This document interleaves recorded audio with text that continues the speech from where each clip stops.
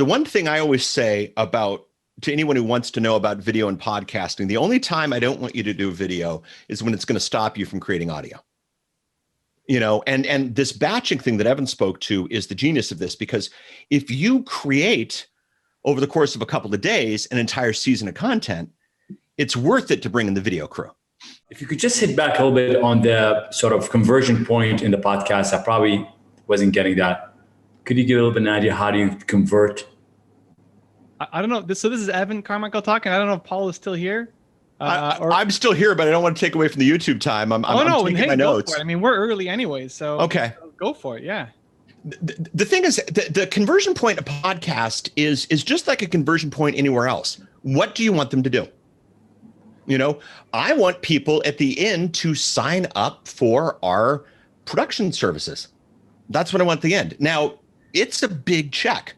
And so people got to believe that it's worth it. People have to know that it's worth it. So I want the very people who have that kind of asset and that kind of capacity to begin the engagement process.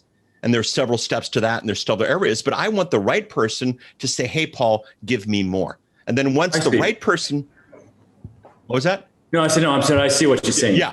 Once the right person gives me more, then the engagement starts and the conversation starts. The money is not, I'm always surprised with these people who get 8 million downloads and then they talk about their ads. Like, man, if you're getting 8 million downloads, you can tour concerts around the country and sell out stadiums. You don't want to do ads, so the process of podcasting is give the right message, give a true asset to your ideal market so that they're emotionally connected and they ask you for more. And that could be a sign up. That could be an email address. That could be another podcast episode. That could be a number of things, but it's different for everyone. There's no straight formula. And anybody who tells you the straight formula, usually has a day job. And but go ahead. No, but I think what you said makes sense. It's pretty much what I was asking. I guess you answered the question, because the point of it, the conversion point, is whether it's an email address, as you said, or anything else, or deliverable or something like that, just for them to get more. Exactly. So what do you do, Rem? I'm in the financial arena. I have a venture capital firm. Perfect. So yeah, so you have a VC firm. So you do a show about the VC world. You know exactly who you want. Some people want people to invest. Other people want early access, whatever. You build content for that. If you build the type of giveaway to somebody who's looking to invest in the next big thing is going to want, and only they're going to want, don't do the silly giveaway an iPad on a contest, because everybody likes iPads. It fills your list. It's an absolute mess. But if you do a giveaway that people, who want to invest in the next big thing want, now you got a list of people who want to invest in the next big thing. And they already like you because they spend enough time to actually make these things happen. Got it. So yeah, do that. And then, make sure you mirror it with your YouTube stuff. And Evan, and I want to go back to Evan here because, this is his moment here. But yeah, great stuff here. Thank you, Rem. Thank you, Paul. Thanks for sticking around too. I didn't know if you'd gone for lunch or anything. So good job, Paul. Honestly, there's a lot of crossover between what Paul's saying and what absolutely I'm talking about too. A lot of people see podcasts as just the audio version. And hey, if you could put it up on YouTube and have your content live forever, anybody who's doing a podcast needs to be filming it. You have to be filming it, and video content has to be going up and using it to build and leverage your brand. So yeah, and I have a client who gets 11 times as many downloads from people who listen to the show on YouTube as do from people who listen on Android devices. 11 times as many podcast listeners from YouTube as from Android devices. So yeah, totally. There is the cross promotion. Absolutely, Evan. Yeah, the thing with YouTube, I would expect with time that number to even go up for people, because YouTube is distribution. YouTube gives you recommendations, and you can do that with a typical audio podcast as well, but it's harder. If you're ranking in the top 5 for your category and all that, that's great. But YouTube is long tail distribution. So if you're, they give you the platform, but also the marketing. So if you're, if Rem's talking about how to invest in companies and what he looks for when making decisions on giving somebody venture capital or not, that's a great YouTube video / podcast, whether it's him, whether he's just talking by himself, whether he's got a guest on, whether he's actually doing people pitching him and doing reviews on it.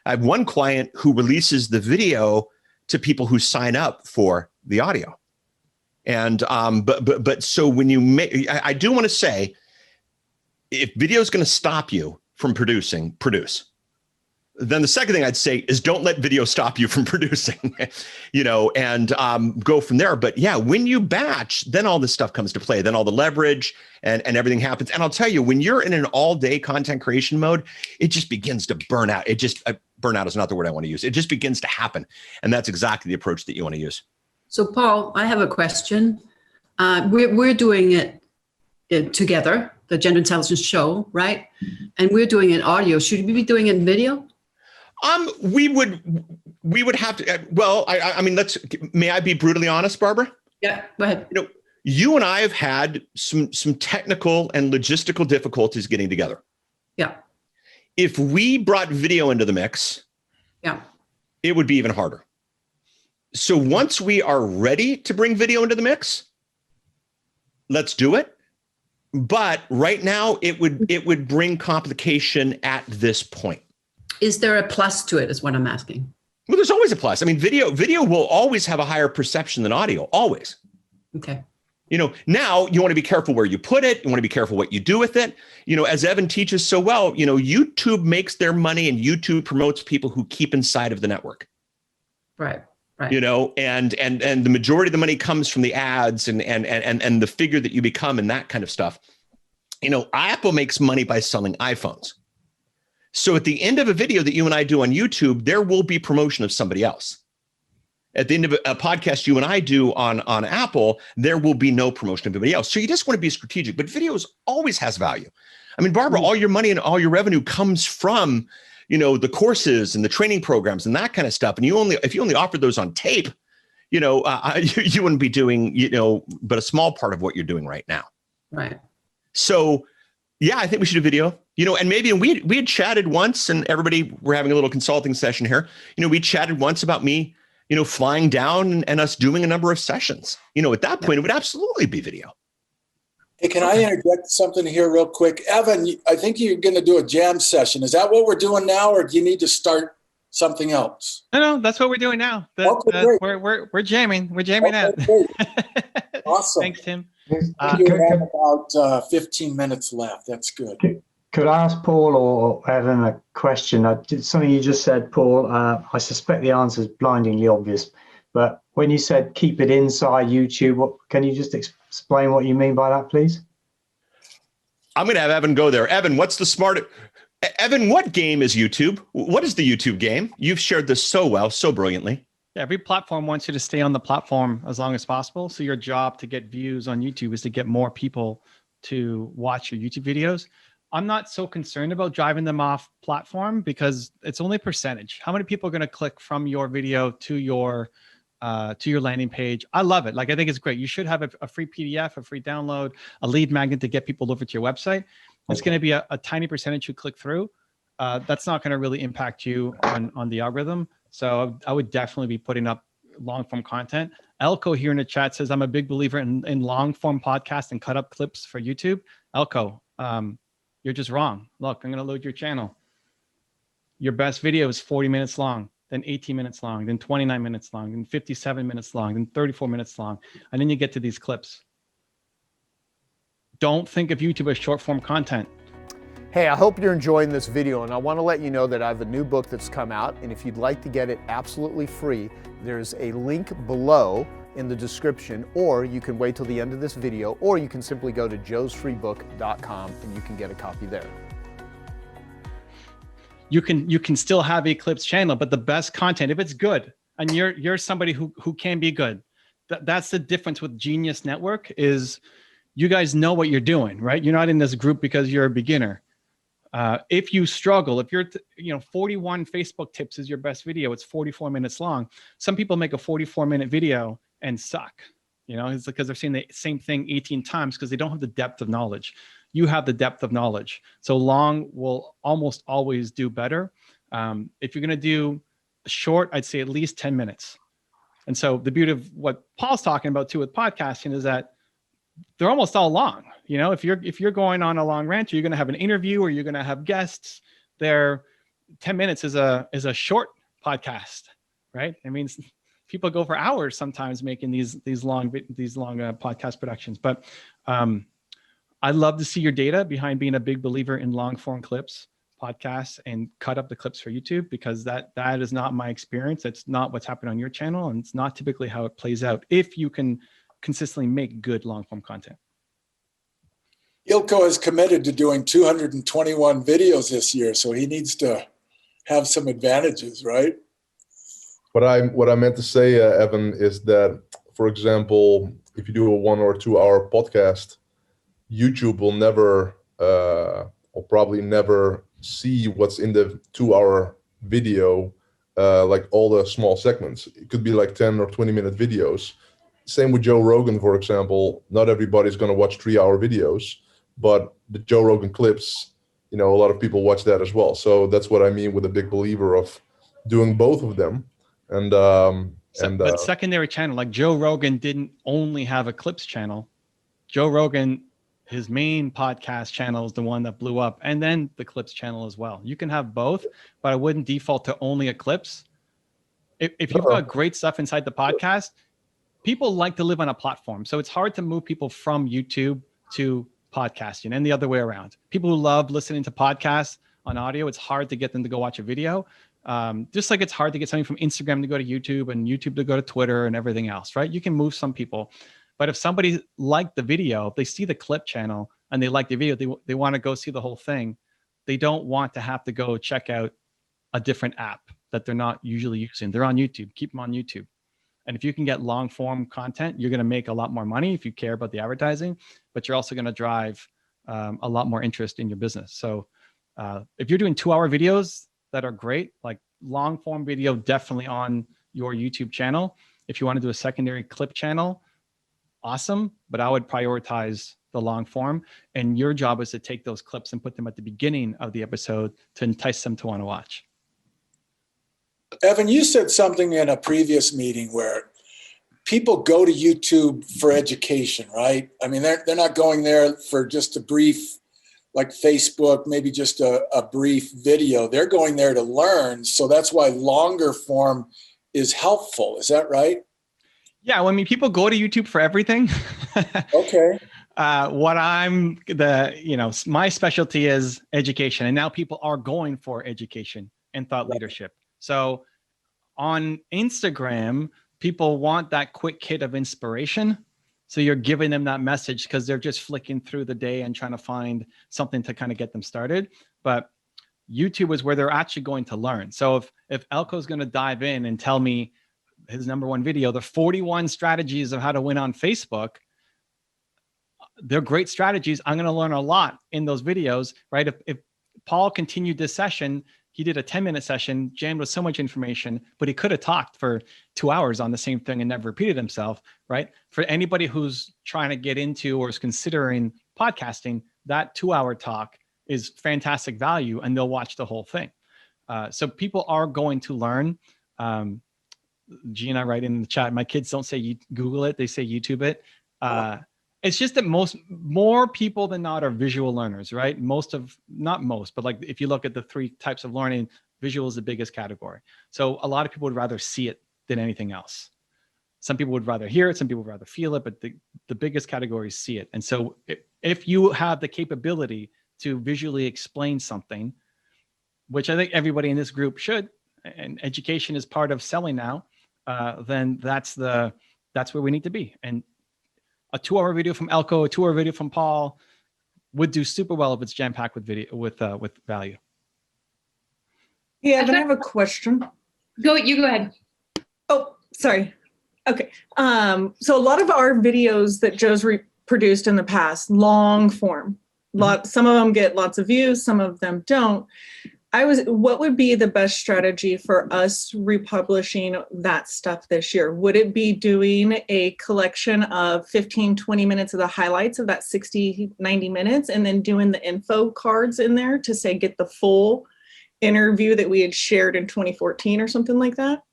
So one, it's actually first going back and updating all of the old thumbnails and titles of the videos. Unlike any other platform, and Paul could speak to how it works on podcasting, but on YouTube, if you change the thumbnail and people click it more, YouTube recommends it more, even if it's a 5-year-old video. So this is where people are so locked into traditional social media posting of like, okay, posted it, that's it, don't have to care about it anymore. It's like, no, you spent all that time making this video, just spent all that time getting this guest on, and your time, everybody here, the talent is the most valuable time. So just changing the cover, right? You spend so much time writing a book, swap the cover, you'll get a lot more people clicking on it. So that would be step number 1. Step 2, I would do not clips, but mashups. So I would keep longer form, but look at a mashup of the top marketing advice of all time, right? Something like that. And then right in the top addiction advice of all time and the top relationship advice. And you're pulling these moments from different clips. Some of the people we work with, they're doing mashups that are 2-3 hours long and are crushing it. If it's good, right? Like, is it good? People say short attention span. You'll watch a 4-hour Star Wars movie, but you won't watch a crappy 30-second commercial, right? Like, it's got to be good. And my default assumption is just, and I know Joe's stuff is always good, and everybody here that your stuff is good. So fixing all the thumbnails and titles going backwards. And we talked about TubeBuddy. You can use that to split test one versus the other to see. And then mashups going forward. So if I don't know what the schedule for Joe's channel is, but if you're doing, if Dean's doing some stuff or Paul's doing some stuff or the 10-minute talks, great.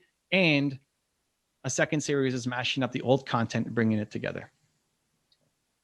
Yeah. I think Jocelyn. I've got a question. Oh, wait, I think Jocelyn had something next. Oh, thank you. Yeah, mine should be somewhat brief. So one of the things that, and I think I maybe mentioned this before, but for some reason a mental block around getting started is I actually really care about brand appeal. And we used to film in a studio that was amazing. They produced the content for us. It looked like a talk show set. And then we moved to North Carolina and everything's kind of shut down. And so I wouldn't want to just film with like this background for our YouTube. And so I like yours, Evan, and I almost imagine maybe we could push against the wall. Basically, you know, we're out to be the Mel Robbins, Tony Robbins, Rachel Hollis of relationships. And so what do you, when you're consulting with high level people, what do you say to them about what their room should look like so that they can be consistent in getting started? I would actually role model the names you just said. Mel Robbins makes videos with no makeup on in the back of a cab. Coffee talk with Mel, like just sits down and just dishes. Mm-hmm. Okay. Who are the other two? The other woman you mentioned? Rachel Hollis. Rachel Hollis. It doesn't mean that it's all like that, but the fear to jump into that, like it's already going to be ahead. What matters the most is your message in the heart, because you're a thought leader. Mm-hmm. If you were a production company, like Paul, I don't know if Paul's still here or took a lunch break, but like if Paul is talking about recording podcasts, Paul's here. Paul's here. And if the audio quality of Paul's stuff sucked, that doesn't fly. It doesn't work, right? Like he's okay. I got to jump in on that one. For your own thing, if your own show, right? If you ran a show, your own podcast, and you're teaching people how to podcast, and we can't hear you, your microphone's crackling, and like that's a big problem. Yeah. Absolutely. What you're teaching, Jocelyn, isn't how to make a great video. Right. I believe you guys are talking about relationships. Or if that yes. Memory serves. Okay, great. So like, what's the message? Is the message always be perfect? Only show up when you look perfect, right? Probably not. So it's living the message. And the people that you mentioned, go look at Mel's channel. There's the highly produced stuff, which is fantastic. And I love, and you can, doesn't mean you just make everything bare bones, just Jocelyn in front of the camera. But to not shy away from it, because that, especially I think in your field of relationships, everybody comes across as making it look so perfect, and it becomes impossible to aspire to be. It's like, well, they're just so perfect. My life looks nothing like that. Okay. And so I would pair the content and recognize that most of it is like the message that you have is what they need to hear. It doesn't matter about the background and the fancy studio, and might even help your brand to have that mix in there as well. Okay. And then if we did want to do an office setup similar to yours, like in terms of some tactical things, is it like we should be against the wall, have a lot of depth? Like if you were to give people room tips, what would you say? I mean, I think your sense of style is already probably pretty good. You just have to feel at home, honestly. Like it's got a super basic is more important than actual lighting is the audio quality. People will deal with crappy lighting, but if they can't hear you, your message doesn't come across. So some kind of decent microphone, it doesn't have to cost a lot. I don't know what microphone this is, but I'll still film videos off my main channel with my phone and just my Apple headset. Okay. Right? But people don't come to my channel because of the amazing production quality, right? I'm not trying to be Disney. So I think it's good to go down that path, but not echoing something Paul said before, not at the expense of making content. Right. You already have enough now. You already have even the room you've got now, you have one light in front of you. You've already got a better setup than most people. There was an influencer by the name of Martin Luther King Jr. And you guys probably haven't heard of him because he had this thing he recorded all of his content outside with lousy lighting using mono mics that were like 50 years old. You could hear the crowd in the background. It was terrible stuff. I mean, if this guy would have actually, gotten a consultant, maybe some makeup, that kind of thing, this Martin Luther King, he was always outside. He was never in the studio. He never used good mics. He never did any of the things that us influencers know that we need to do. And his most famous episode, if you will, was this thing called I Have a Dream. And it's just noisy and backgrounds and crowds. And why didn't he mic himself up correctly? And why didn't he do this the right way? I want to be very careful. The thing, the cage match between Ed and I, podcasting versus YouTube, but the winner is the content. And if your content's no good, the cage match doesn't matter at all. When you're making content, I'm a huge fan of putting on a camera. And if you put it on a camera, I'm a huge fan of being very smart about YouTube. Hello. Don't let it get in the way of the content. Thank you. I want to make sure there's time for Brett. He had a question as well. Thanks, Evan and Paul. Thank you. Thank you, guys. This is, I think, a perfect question I've been pondering for quite some time. What I do is I teach veterinarians how to do oral surgery in their practices. And so when I teach, I have a keynote presentation and I'm describing pathology or I'm describing how to interpret x-rays. And so for that to make the transition to YouTube has always been an easy thing, but the reverse is not. So doing a podcast and having that simultaneously and be one piece of content, and hopefully you guys have had that kind of experience before and can comment on that, but talk me into taking that leap and doing the podcast and being able to make it so that it can be on YouTube as well, or vice versa. Actually, it's a better way to put it. So my take is if it's something highly visual, you have to be a really good storyteller and explain what you're doing to make it work. Because if you're saying, okay, cut here and open this, that's not going to fly very well in an audio only environment. I would look at, could you supplement it? And Paul's going to drop some genius too, though. I would look at coaching, honestly. Like I would look at having other veterinarians come on who if you're the grandmaster godfather of veterinary surgery, then all the up and coming people who have questions, you help them, you coach them, you guide them. And for content to hit market, especially in a niche like yours, the more new trainer focused it is, like the entry level vets, not the people who have already been doing this for 20 years. The more sophisticated and higher up it gets, that's when it gets to your courses. That's when it gets to your coaching one-on-one or franchising or whatever. I don't know what your business model is on top of it, but they pay for the access and they pay for the more advanced stuff. The beginner stuff is where you can hit market. And so if you can't, if you need to actually see the teeth and see what's wrong with them and how to pull it out, and that's a little too hard to explain in audio only, then I wouldn't just give up on podcasting. I would say do the coaching and have the vets come on and ask you questions, and you'll be able to answer it because you've been doing this for however many years and you trained however many people and you know the answers already. But now it becomes more about getting their story out, understanding their blocks, giving them the information they need. And that works super well as an audio only format. Joe's got a new video coming up, and she asked if I could share the video, just the messaging of it, but also how I would promote it. So if I just load Joe's account here in the back end, this is Joe's account. There's this video that's going to come out soon, later on today, basically right after this session is done, called Why Joe Decided to Go on a Sabbatical. And this is an interview that he did with, who did he do it with?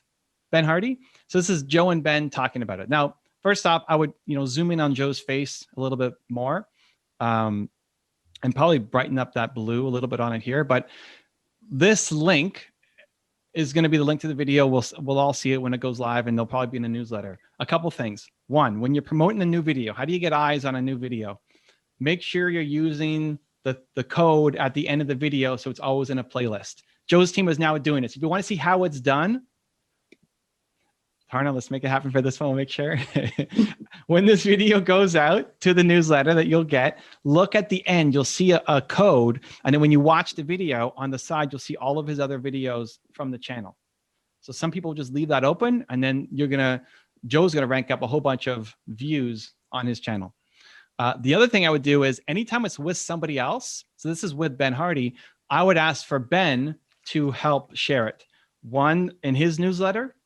Again, with the code, you just send him the whole link. Most people don't even check, because when you click on the link, it goes to the video. We're not sending them somewhere else.